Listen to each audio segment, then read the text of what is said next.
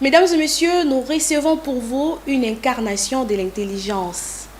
Je vous dis, c'est une femme sage, un exemple à suivre, un exemple même de la réussite. En tout cas, s'il y a de femmes qui dansent sur TikTok, laisse-moi vous dire, il y a aussi des femmes qui ont une tête très bien faite. Alors, la caméra, il faut déjà me prendre le visage de Madame Zena Lucien, c'est Mireille. La dame qui m'a beaucoup épatée lorsque je passais dans son école. J'étais le nom de l'entreprise, mais c'était une très belle expérience pour moi et nous avons beaucoup appris. Et alors aujourd'hui, nous sommes honorés de sa présence dans notre plateau au féminin. Alors, madame, vous allez bien? Non, je vais très bien, merci. Et vous? Oui, ça va très bien. Alors, lorsque je suis avec vous, je suis en train de penser comment est-ce que j'ai passé mon temps là-bas avec vous. Et souvent, madame disait, tends-moi nous. Alors, nos téléspectateurs veulent très bien vous savoir qui est Zena Mireille Luciensé, son nom de famille, quelles études vous avez fait. Parle-nous de vous, madame. Merci, madame. Je suis très honorée pour cette invitation. Au fait, je suis madame Mireille Luciensé-Zena, épouse Mawaya. Je suis mère de famille. Je suis née le 22 mai d'une certaine année ici à Kinshasa. Je suis détentrice d'un diplôme d'études approfondies en sciences de l'information et de la communication à l'Université nationale des sciences de l'information et de la communication, ex-IFASIC. Je suis aussi détentrice d'un MDI en management, suivi et évaluation de projets à Illinois State University aux États-Unis d'Amérique. Aussi, j'ai un certificat en santé publique de l'Université libre de Bruxelles. Actuellement, je suis responsable du pôle communication au sein de 100 rue Aisbel en tant que point focal communication. Waouh, vous comprenez que je suis en face d'une communicologue. C'est une experte. En tout cas, c'est une tête très bien faite. Jeune fille qui est en train de nous suivre, en tout cas, je te prie de ne pas zapper, de rester là pour enrichir ton cerveau, pour comprendre qu'il ne faut seulement pas passer sur TikTok, sur les réseaux sociaux, danser, mais vous pouvez utiliser vos compétences pour autre chose également. Madame, j'ai une question qui me vient déjà. Comment comparez-vous votre vie de maintenant et 10 ans passés? Merci beaucoup pour la question. Ma vie actuelle à celle de 10 ans passés a connu une avancée significative tant sur le plan personnel que sur le plan professionnel. Ok. Je m'explique, je commence par le plan personnel. Il y a plus de 10 ans passés, j'étais célibataire. Actuellement, je suis épouse et mère de famille. Wow. Sur le plan professionnel, il y a de cela 10 ans passés, je fus simple agent de suivi en communication au programme des Nations Unies pour le développement, PNUD en sigle. Je suis passé associé en communication, donc responsable de communication, toujours au programme des Nations Unies pour le développement, précisément au sein du projet Fonds mondial de lutte contre la tuberculose, le paludisme et le VIH-Sida. Par la suite, je suis passée assistante en communication à Sichange. Sichange fut une organisation non gouvernementale qui était financée par l'Agence américaine pour le développement, USAID en sigle. Et je suis passé chef projet média, toujours à Sichange. Ok. J'ai quitté Sichange pour un projet de communication Eagle qui était aussi financé par l'Agence américaine pour le développement, USAID, où je fus consultante en communication. Ok. Et je suis allée à ASFPC, Association de santé familiale, où j'ai occupé les postes de coordonnatrice nationale en communication. Et dès là, je suis actuellement à Saint-Riasbel. Ok. Comme je l'ai dit tantôt, où j'occupe le poste de point focal communication. Donc, je suis responsable du pôle communication au sein du projet campagne de lutte contre le paludisme. Donc, vous comprenez que ma vie actuelle, à celle de 10 ans passés, a connu une avancée significative. Quel parcours extraordinaire, en tout cas. Ok. Et qu'est-ce qui vous a motivé de devenir la femme que vous êtes aujourd'hui? Est-ce le parent, la réalité? Ok, merci pour la question. En fait, ce qui m'a motivée à devenir la femme que je suis, c'est mon rêve d'enfance. Waouh, rêve d'enfance. Oui, il faudrait retenir que dans la vie, on ne devient jamais ce que l'on n'a jamais rêvé. Il faut rêver et demander à Dieu de pouvoir vous aider à réaliser vos rêves. Donc, durant mon jeune âge, j'ai eu un rêve. Et je me rappelle lorsque je fus encore sous le toit parental, je ne cessais de dire à mes frères, à mes sœurs, même à mes parents, surtout à ma mère, d'heureuse mémoire, dans mon domaine, je voudrais bien exceller. Ok. S'il y aura 5 personnes dans mon domaine, pourquoi ne pas être parmi les 5? Et s'il y aura une seule personne, pourquoi pas que cette personne soit moi? Aussi, à part le rêve d'enfance, ce qui m'a motivée à être la femme que je suis devenue aujourd'hui, c'est aussi ma foi en Dieu. Oui. Oui. La parole de Dieu nous dit, je souhaite que tu prospères À tous égards, comme prospère l'état de ton âme. De ton âme, voilà. Donc, même Dieu le Père voudrait bien que ses enfants prospèrent. Tout à fait. Et la même parole de Dieu renchérit en disant, je suis la tête et non la queue. Donc c'est un ordre. C'est un ordre d'exceller. C'est un ordre d'émerger. C'est un ordre d'être compté parmi les grands ou les grandes dans son domaine. Voilà. Ok. Si je comprends bien, même ceux qui font le dérapage aujourd'hui, tout est question de rêve. Tout est question de rêve, bien sûr, aussi de savoir ce que l'on veut dans sa vie et pour sa vie. Ok. C'est très important. Oui. Qu'est-ce que tu veux pour ta vie, dans ta vie? Que veux-tu devenir? Quelles sont tes ambitions? Quels sont tes rêves? Parce que, comme je l'ai dit tantôt, et c'est d'ailleurs un conseil de ma défunte mère, d'heureuse mémoire, elle me disait toujours, ma fille, il faut rêver. Il faut rêver grand comme le monde, car on ne devient jamais ce que l'on n'a jamais rêvé. Voilà. Et en voyant toutes les vidéos qui nous passent sur les réseaux sociaux, comment est-ce que les femmes s'exposent nues pour n'importe quoi, la jeune fille aussi prend la même allure pour s'exposer, tout ça.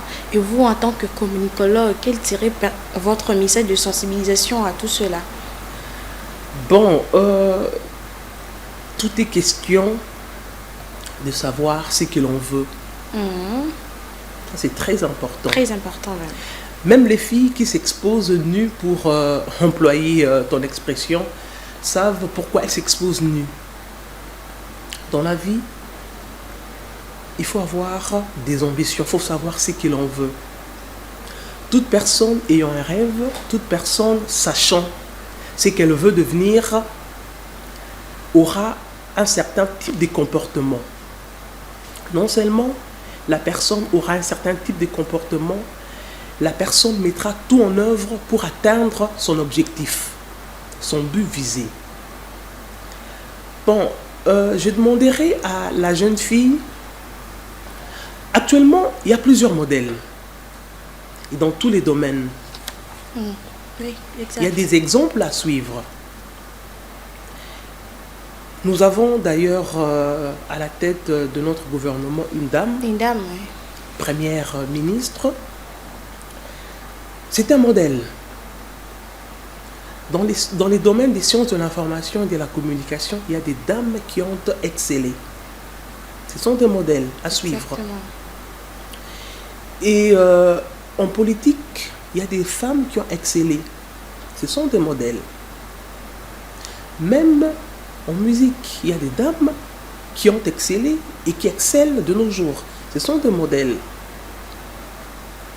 Tout dépend de ce que l'on veut devenir, tout dépend de ses visées, tout dépend de son but. La jeune fille actuelle doit savoir qu'elle a une place au soleil. L'émergence de notre pays n'est pas une chose réservée seule aux hommes. La jeune fille a une pierre à apporter à l'édifice, à l'émergence de la République démocratique du Congo. Donc, elle doit prendre conscience de ce qu'elle est pour qu'un jour, qu'elle soit aussi comptée parmi les grandes de ce monde. Ok. En tout cas, vous comprenez que notre objectif dans cette émission, c'est d'éradiquer certaines habitudes, c'est de renforcer la femme du point de vue mental. C'est aussi d'aider la jeune fille et les femmes à s'épanouir. Madame, au début, vous avez dit que vous êtes femme au foyer également. Et c'était tarifaire quand vous demandez de choisir entre la profession et les foyers. Quel serait votre choix? Et pourquoi? Bon, s'il m'était demandé à faire le choix entre ma vie professionnelle et ma vie de femme au foyer, quel serait mon choix? Je choisirais les deux. Oh, les deux? Ah oui, je choisirais les deux. Je m'explique. J'ai eu la grâce d'avoir un homme à mes côtés qui m'a toujours encouragé dans ce que je fais. Il m'a toujours soutenu, il m'a toujours demandé d'aller de l'avant, de ne pas baisser les bras. C'est un soutien primordial. Et en tant que femme professionnelle, j'arrive à concilier les deux. Et épouse, femme au foyer, ainsi que femme professionnelle. Donc, s'il m'était demandé à refaire ma vie, je choisirais les deux, être femme professionnelle, aussi femme au foyer. Mais vous avez commencé à être femme professionnelle d'abord et oui, femme au foyer après. Bien sûr, moi j'ai eu cette grâce de terminer mes études à 23 ans. Wow. Et aussitôt, j'ai été engagée, comme je l'ai dit tantôt, au programme des Nations Unies pour le développement. J'ai commencé ma carrière professionnelle à l'âge de 23 ans. Waouh, c'est vraiment à féliciter. Oui, j'ai commencé ma carrière professionnelle à l'âge de 23 ans. Et jusqu'à ces jours, j'y suis. Ok, qu'on se les dise d'abord. Vous êtes aujourd'hui sélectionné à la 7e édition de la palmarès des 50 femmes qui inspirent. Quelle a été votre influence? Est-ce une mérite ou soit c'est une faveur? Parce que nous vous voyons partout. Et peut-être certaines personnes ignorent de vos efforts sur terrain. Alors parle-nous un peu. C'est une mérite ou c'est juste une faveur? Faveur, je ne pense pas. Oui. Mérite, oui. Je l'ai dit tantôt lorsque j'ai décliné mon identité. J'ai franchi tous les échelons dans le domaine des sciences de l'information et de la communication. Ok. Agent de suivi en communication, je l'ai été. Associé en communication, je l'ai été. Assistante, chef projet, responsable du pôle communication. Bref, j'ai franchi plusieurs échelons jusqu'à ce que je suis actuellement responsable du pôle communication au sein du projet Campagne, au sein d'une grande organisation. Donc être sélectionné à la 7e édition des femmes qui inspirent n'est pas une faveur, c'est un mérite. Et je fus enseignante, assistante d'université, voilà plusieurs années. J'ai encadré plusieurs étudiants et étudiantes. La plupart sont actuellement des grands noms dans l'audiovisuel. J'ai un parcours mérité. Être sélectionné sur la liste des 50 femmes qui inspirent à cette 7e édition n'est pas une faveur, c'est un mérite. Un travail de dur labeur. Un travail de dur labeur, c'est-à-dire pour mériter quelque chose, vous devez travailler. Jeune fille, vous voulez mériter des titres, vous voulez mériter je ne sais pas quoi, il faut travailler. C'est pourquoi j'ai choisi pour vous un exemple à suivre. J'avais dit au début, c'est une incarnation de l'intelligence. Je sais de quoi je parle. D'ailleurs, vous comprenez pourquoi j'ai dit ça au début. Madame, j'espère que vous savez qu'aujourd'hui, la réussite des femmes est beaucoup jugée. Lorsque c'est un homme qui réussit, on parle de la méritocratie. Mais lorsque c'est une femme, c'est toujours douteux. Certains parlent de parce qu'elle a fait ça, elle a mérité ça. Est-ce que vous partagez aussi cette même aperçu? Non, pas du tout, madame, pas du tout. Vous savez qu'il y a des femmes talentueuses, il y a des femmes qui méritent. Et je l'ai dit tantôt dans tous les domaines, sur le plan de la politique, dans les domaines de la médecine, des sciences, de l'information, de la communication, l'ingénierie, tout ce que vous voulez. Il y a des femmes qui ont mérité ce qu'elles sont devenues aujourd'hui. C'est vrai, en tant que femme, souvent on nous juge à tort, à travers. On s'imagine que si elle a réussi, si elle est ce qu'elle est, parce qu'elle est sortie avec X ou Y personnes. Non, c'est pas le cas, c'est pas vrai. Okay. Il y a des femmes qui ont mérité ce qu'elles sont devenues aujourd'hui. Un travail de dur labeur, parce que la réussite n'a pas de sexe. La réussite n'a pas de sexe. La réussite n'a pas de sexe, la réussite n'est pas masculin. La réussite, c'est question de savoir ce que l'on veut dans sa vie et pour sa vie. On y travaille et c'est pas parce qu'on est femme que l'on ne peut pas distinguer. Non, c'est pas vrai. C'est pas parce qu'on est femme, on ne peut pas gérer une entreprise. On ne peut pas être CEO, on ne peut pas être PDG, on ne peut pas être ministre. Non. La réussite n'a pas de sexe, c'est le travail. L'Éternel a doté et à l'homme ainsi qu'à la femme d'un cerveau, de l'intelligence. Et la femme ne doit pas se sous-estimer. Ce n'est pas parce qu'on la juge d'une certaine manière qu'elle devrait croiser les bras. Non. Okay. Elle doit travailler parce que de par le monde, il y a des grandes dames qui sont en train de faire parler d'elles parce qu'elles ont mérité, parce qu'elles sont intelligentes, parce qu'elles sont en train de se démarquer dans un domaine ou dans un autre. Ok. Alors, s'il faut, en termes de pourcentage, nous parler de vos réussites actuelles, vous allez vous donner combien de pourcents? Madame, il est malséant de parler de soi. Il est malséant de se juger. J'ai décliné mon identité. Je ne suis pas encore arrivé au bout de mes rêves. C'est encore un chemin à parcourir. Je vous ai dit tantôt, je suis doctorante en sciences de l'information et de la communication à l'UNISIC, ex-IFASIC. Donc j'ai encore un long chemin à parcourir dans ma vie et je ne voudrais pas dire ici, voilà, j'ai déjà atteint 50%, 60%, 70%. Ok. Mais ce qui est vrai, je rends grâce à Dieu parce que il a permis que je puisse franchir les différents échelons dans mon domaine et je suis encore en train de continuer à travailler pour qu'un jour que je puisse encore faire rêver, que je puisse atteindre un plus haut niveau. Ah, ok. Donc, si je comprends bien, madame, vous êtes en train de courir vers la perfection. Donc, vous ne voulez même pas nous donner, vous évaluer vous-même.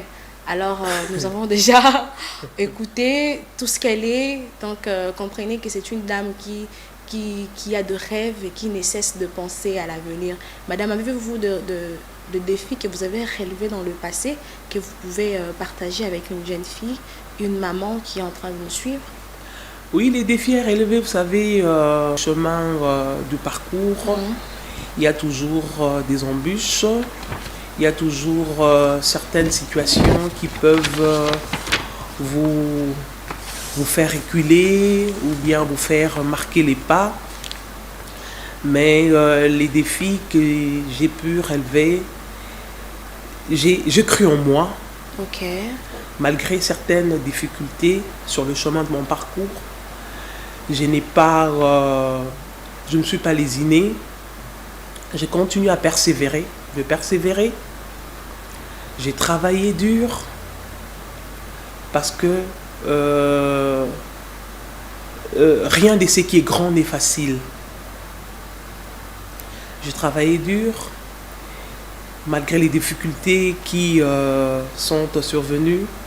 Je n'ai pas reculé parce que j'avais un rêve, j'avais un but à atteindre. J'ai foncé. Si je peux prodiguer un conseil à la femme qui me suit ou à la jeune fille qui rêve aussi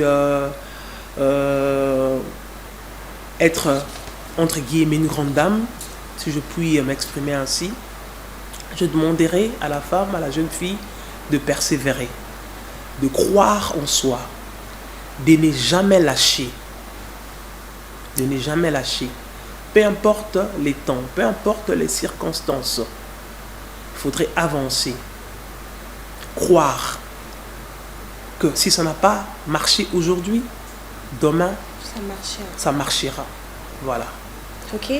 Et nous restons toujours dans la même file d'idées. Je pense qu'il vous est arrivé aussi d'échouer. Parce que vous n'allez pas me dire que depuis que vous avez commencé, c'est toujours de gloire en gloire. Non. Parce qu'il y a peut-être une fille en train de suivre qui s'est dit, mais moi dans ces domaines, je n'ai pas pu. Et il s'est laissé comme ça. Et dans votre cas, si vous êtes déjà arrivé d'échouer, quelle a été votre attitude face à cet échec? Et c'était dans quel domaine par exemple? Bien sûr, la réussite et l'échec marchent de pair. Ok. Oui. Je l'ai dit tantôt, lorsqu'on échoue, l'échec n'est pas une fatalité. C'est une situation passagère. Il faut croire en soi. Je me rappelle lorsque je fus étudiante, je crois que c'était à ma première année de graduée à l'IFASIC. C'était au cours de radio et télévision. Sortant fraîchement de l'école secondaire avec une certaine attitude, à la première interrogation du cours de RTV, je me rappelle, j'ai fait 3 sur 10. 3 sur 10, pourquoi? Parce que le professeur avait un style à lui. Oui. Le professeur, lorsqu'il dispensait son cours et à l'interrogation, il fallait que les étudiants répondent par rapport à ce qui est écrit dans son syllabus. Okay. Pas par rapport à ce que toi tu as compris ou retenu. Oui. Et je me rappelle, à cette première interrogation, j'ai fait 3 sur 10. Et pourtant, j'ai passé des nuits blanches en train d'étudier. Paf! On aurait aimé les copies, c'est 3 sur 10. Je me dis, j'ai pleuré comme je n'ai pas dit. Je me dis, mon Dieu, comment je peux faire 3 sur 10? Comment? Je suis allé voir les professeurs. J'ai dit, mais prof, le professeur Bernard Mounsoko, professeur, Mais comment je peux obtenir 3 sur 10 et pourtant j'ai répondu à toutes les questions? Il m'a regardé, il a souri, il m'a dit, oui, demoiselle, tu as répondu, mais tu n'as pas répondu conformément à ce que moi j'ai écrit. Dans Comment tu n'as pas repris ce qui est écrit dans les syllabus. Tu as répondu par rapport à ta compréhension du cours. Prochainement, il faudrait que tu puisses maîtriser ton cours et répondre tel qu'il est écrit, le mot à mot. Je dis, ah ok, c'est ça. Deuxième interrogation, j'ai fait 8,5 sur 10. Oh, vous avez appris. J'ai appris. Par rapport à sa méthodologie, bien Par rapport sûr. par rapport à sa méthodologie. Ayant obtenu 3 sur 10 à la première interrogation, cela ne m'a pas empêché de redoubler d'efforts. Voilà. Cela ne m'a pas empêché de redoubler d'efforts. Je me suis dit, au fait, 3 sur 10, certes, mais ce n'est pas une fatalité. Le professeur a dit, il faudrait que je réponde tel que les éléments sont stipulés dans son cours. Eh bien, moi, je vais mémoriser les cours et je répondrai. Donc, on peut échouer, ça arrive. L'échec et la réussite marchent de pair. Mais ce n'est pas parce qu'on échoue, on croit que c'est la fin du monde. Non. Lorsqu'on échoue, on se remet en question. Pourquoi j'ai échoué? Pourquoi j'ai échoué? J'ai échoué parce que je ne peux faire X ou Y chose. Donc demain, il faille que je puisse redoubler d'efforts pour réussir. Wow. Voilà. Ok. En tout cas, c'était vraiment de très beaux échanges avec madame. Je ne sais pas si je serai indiscrète, mais je sais que vous êtes en train d'écrire un livre qui sera bientôt verni. Et nous serons invités aussi, je pense. Bien sûr, bien sûr. Voilà. Parlons d'abord de ça. En même temps, vous êtes écrivaine. Waouh! Vous nagez tellement bien dans le domaine des communications. Et l'intitulé, c'est quoi, si on peut déjà savoir? Bon, c'est vrai, j'ai rédigé un livre, un ouvrage sur qui est titré Télévision et santé, conditions de production des émissions télévisées de santé à Kinshasa. Ok. Oui, l'ouvrage a été édité aux éditions L'Harmattan en France, précisément à Paris. Et il paraîtra dans les prochains jours, bien sûr. Et il pourrait être verni, plaise à Dieu,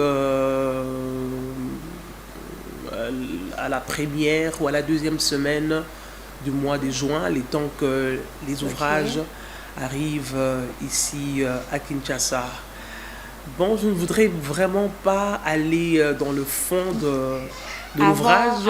Avant même les voilà, okay, voilà. Nous vous comprenons en tout cas. Donc, je crois que lorsque l'ouvrage sera verni, je serai encore une fois de plus votre invité et nous allons piocher.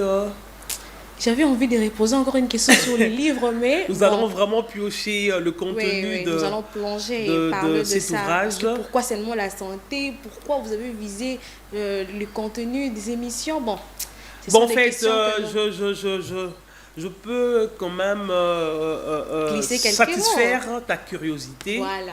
Mais je ne serai pas très explicite. Au fait, pourquoi la télévision et la santé? Il faut dire que c'est vrai que je suis experte en communication, mais je suis en train d'œuvrer dans le domaine de la santé. Dans le domaine de la santé. Donc, je fais de la communication pour la santé. Et je me rappelle lorsque je fus chef projet média à Sichange. Sichange fut une organisation qui était financée par une organisation purement de communication. Ça, il faudrait que je souligne. Ok. City Challenge fut une organisation purement de communication financée par l'agence américaine pour le développement, USAID en sigle.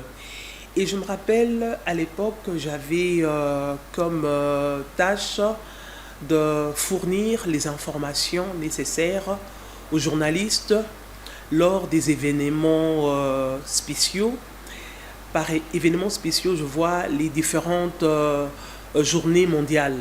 Journée mondiale de lutte contre le paludisme, journée mondiale de lutte contre le VIH-Sida, la journée mondiale de lutte contre la tuberculose, la santé maternelle et infantile, la journée de l'enfant africain, les violences sexuelles basées sur les genres, pour ne citer que ces journées. Et j'avais pour tâche de fournir aux journalistes des informations nécessaires pour, d'une part, les permettre à maîtriser les différents thèmes développés durant ces événements spéciaux, ces journées mondiales, mais aussi de les aider à pouvoir assurer une très bonne couverture médiatique de ces différentes journées, et aussi les aider à produire des très bonnes émissions. Donc, c'est de mon expérience en tant que chef projet média dont l'idée m'est venue de pouvoir rédiger cet ouvrage qui est en train de résumer mon expérience, tout ce que j'ai vécu avec les journalistes, avec qui j'avais l'habitude de travailler, de fournir des informations nécessaires pour les aider à avoir un bon bagage, à bien assurer leur couverture médiatique aussi, les aider à produire des émissions de qualité. Des qualités, voilà. Parce que la santé publique est un peu négligée chez nous. Oui, il faudrait... Ce que je vois à la télévision, les émissions santé parfois qu'on nous propose, bon, il y a beaucoup à boire et à manger. Heureusement, nous aurons déjà... Bon, il n'y a pas que... Bon, vous savez, dans notre pays, la santé est un enfant pauvre, si je peux m'exprimer ainsi. Tout à fait, c'est le terme. Oui. Les domaines tels que la politique, surtout vous qui êtes journaliste, vous avez l'habitude d'embrasser, de produire des émissions politiques, que des émissions de société. Et je l'ai d'ailleurs dit dans mon ouvrage, j'ai eu à réaliser plusieurs interviews avec les journalistes, producteurs et productrices des émissions de santé pour comprendre quels ont été leurs motifs, pourquoi ils s'occupent de la santé au détriment de tel ou tel autre domaine. Et vous allez remarquer, les émissions politiques, même dans les différentes chaînes de télévision, occupent une place de choix par rapport aux émissions de société telles que les émissions de santé. Et pourtant, nous sommes dans un pays où il y a plusieurs maladies qui sévissent, les endémies. Il faudrait que les journalistes que vous êtes, que vous puissiez sensibiliser la population. Mais malheureusement, vous dites, voilà, on a ou on aura un peu d'argent lorsque nous embrassons la politique au détriment des émissions de société. Bon, ça, on va les développer prochainement lorsqu'on aura à parler du contenu de l'ouvrage. Voilà. Ok, merci madame. En tout cas, c'était un grand plaisir. Les échanges étaient vraiment à la hauteur et je pense que maman, jeune fille et même jeune garçon ou papa, vous avez appris quelque chose de cette émission, car nous sommes là pour sensibiliser, nous sommes là pour propager de belles habitudes, nous sommes là pour essayer de changer le mindset, parce que c'est le rôle aussi du journalisme, c'est le rôle d'un journaliste, et surtout vous avez la chance d'être devant une communicologue. Donc la matière était vraiment très bonne, madame. Merci en tout cas. Vous allez fixer l'objectif et lancer un message à toutes les jeunes filles, à toutes les femmes de la République démocratique du Congo. Merci aux femmes, aux jeunes filles. Ne jamais lâcher, croire en soi, c'est là même le secret de la réussite. Merci. Merci, c'était pas long, hein. C'était court, mais c'était profond. Alors, j'espère que vous êtes déjà avisés. Ne suivez pas la télé rien que pour se divertir. La télévision a aussi pour rôle d'éduquer, d'éradiquer, d'informer sur certaines ignorances. Alors, c'était un grand plaisir pour moi de présenter cette émission au féminin. Je dis merci beaucoup à Plamedi Tonda qui était derrière nos caméras et la réalisation de Bouba Loutadi, là, le suprême, c'est comme ça qu'il aime qu'on l'appelle, ainsi que Teddy Moukoko, voilà, qui a monté cette émission. Alors, je vous dis au revoir, à la prochaine. Au revoir.